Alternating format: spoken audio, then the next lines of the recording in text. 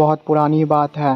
शहर के बहुत दूर सोनपुर नाम का एक छोटा सा गांव था, जिस गांव में काली चुड़ैल की दहशत थी। और उस गांव के लोग हमेशा इस काली चुड़ैल की दहशत से डरे रहते थे और इसी बारे में हमेशा बात किया करते थे कि हम अपने आप को और अपने बच्चों को इस काली चुड़ैल की दहशत से कैसे पीछा छुड़ाएं। और वह चुड़ैल गांव के बाहर बहुत दूर एक बरगद के पेड़ पर रहती थी, जो वहां से आने जाने वाले हर एक बच्चे को अपना शिकार बनाकर मार डालती थी। यह बात उस गांव के हर एक बच्चे जानते थे, लेकिन उस गांव में एक सोनू नाम का लड़का था जो शहर से पहली बार उस गांव में आया। लेकिन सोनू को इस बात पे विश्वास नहीं था और उस गांव के एक बच्चा सोनू से बोलता है। तब सोनू बोला, मैं नहीं डरता किसी चुड़ैल वुड़ैल से। अगर ऐसा कुछ है तो बताओ, कहाँ है वो चुड़ैल, मैं भी देखना चाहता हूँ। तब चिमकी बोली, वह चुड़ैल इस गांव में नहीं आती है, इसीलिए तुम नहीं देखते होंगे। और इसलिए वो नहीं आती क्योंकि गांव के बाहर एक मंदिर है और वह बजरंगबली का मंदिर है। इसी वजह से वह चुड़ैल अपने गांव में नहीं आ पाती। तब सोनू बोला, तो ठीक है, आज रात को हम सब मिलते हैं और मुझे दिखाना चुड़ैल को, मैं भी देखना चाहता हूँ। ठीक है, रात में सब मिलते हैं। ये बोलकर सभी बच्चे अपने अपने घर चले जाते हैं। रात होने के बाद सभी बच्चे एक जगह मिलते हैं और सोनू बोला, अब दिखाओ मुझे, चलो मैं भी देखना चाहता हूँ उस चुड़ैल को, चलो गांव के बाहर।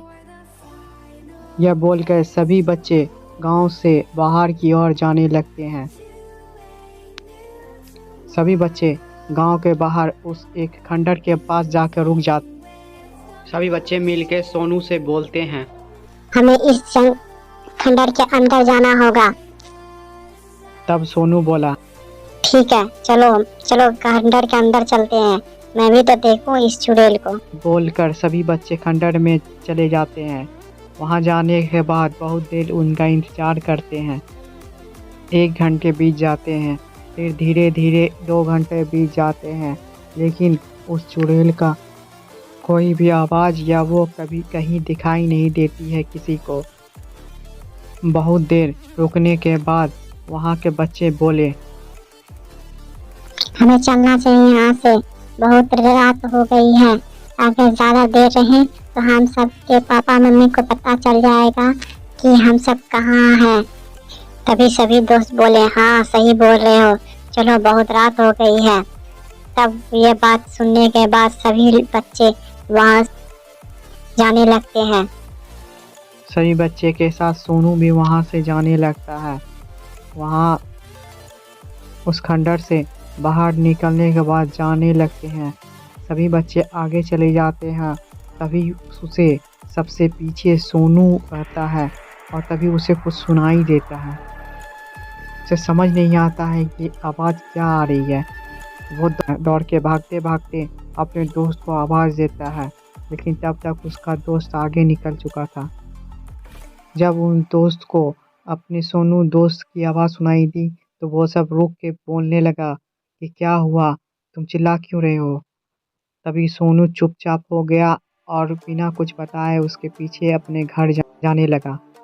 और वह सोनू अपने घर जाकर बहुत सोचने लगा कि वह उसके मन में बहुत सारा सवाल था कि ये क्या हुआ क्या नहीं हुआ, समझ में कुछ नहीं आ रहा था। तभी वह सोनू, रात होने के कारण उसे बहुत नींद आ रही थी, तब वह बेड की ओर जाने लगता है और वह सोने का बहुत कोशिश करता है। फिर भी उसके दिमाग में एक ही चीज़ आ रहा था कि वह आवाज़ किसकी थी। अगर मैं अपने दोस्त को बताता तो वो सभी डर जाते और मुझे डरपोक समझते, इसीलिए मैंने उसे नहीं बताया। चलो मैं सो जाता हूँ, हो सकता है ये मेरा बुरा सपना हो। ये सारी बातें सोचने के बाद वहाँ सो जाता है। उसके सोने के बाद ही उसे तो गरीब आवाज़ें सुनाई देती है। तभी उसका नींद अचानक सा खुलता है और उसे समझ नहीं आता है कि ये एक आवाज़ क्या है, कहाँ से आ रही है। तभी वह एकाएक उठता है और उस आवाज़ को देखता है कि वो आवाज़ कहाँ से आ रही है। उसे महसूस होता है कि शायद ये आवाज़ बाहर से आ रही है और वह सोचे समझे बिना ही वह आवाज़ का पीछा करने के बारे में सोचने लगता है। तभी वह बाहर जाने की है। बाहर जाने के बाद बाहर बहुत ज़ोरों से बारिश हो रही थी और एक काला साया एक उसके सामने बहुत दूर खड़ा हुआ था। उसे समझ नहीं आ रहा था कि ये क्या है, कौन है। उसने बहुत आवाज़ लगाई, कौन हो तुम, कौन हो तुम। लेकिन वो काली चुड़ैल थी और बहुत चिल्ला चिल्ला के बोल रही थी कि मैं तुझे मार डालूंगी।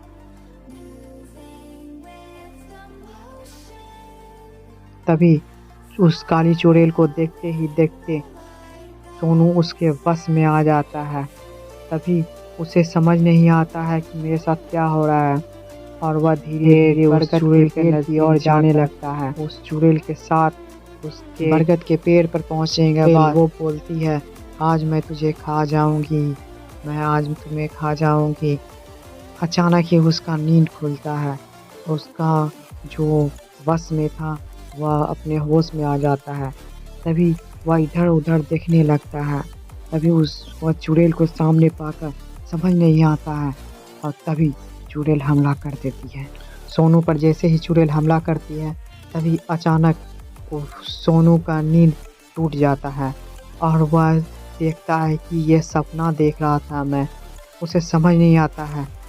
वह इधर उधर देखता है और वह थोड़ी देर में बाथरूम करने के लिए चला जाता है बाथरूम की ओर। तभी बाथरूम में जाने के बाद सोनू को कुछ अजीब जैसा लगता है और जब वह आईने में अपना शक्ल देखता है तो उसे कुछ अजीब जैसा निशान उसके चेहरे पर लगा हुआ था। उसे समझ नहीं आ रहा था कि यह क्या हो रहा है, क्या हुआ है। वह यह देखते के साथ ही वह दौड़ के अपने बेड की ओर भागता है और जाके वह सो जाता है। और उसे डर भी बहुत लग रहा था कि ये क्या हुआ मेरे साथ, क्यों हुआ, किस लिए हुआ, शायद मुझे यहाँ नहीं रहना चाहिए। यह सोचने के बाद वह जब सुबह उठता है तब सभी दोस्त एक जगह मिलने के बाद आपस में बात करते हैं और सोनू यह बातें नहीं बताता। वह उसके मन में एक ही बात था कि अगर मैं ये बातें बता दूं तो सब मुझे डरपोक समझेंगे। इसीलिए वह इस गांव को छोड़ के अपने शहर के घर जाने वाला था। ये सारी बात बताकर वह अपने पिता के साथ अपने शहर में घर की ओर जाने लगता है और फिर कभी उस गांव में लौट के नहीं आता है सोनू। अगर आपको जानना है कि काली चुड़ैल का अंत कैसे होता है तो कमेंट में नेक्स्ट पार्ट ज़रूर लिखें ताकि हम बहुत जल्द ही आपके लिए इसका अगला पार्ट बना के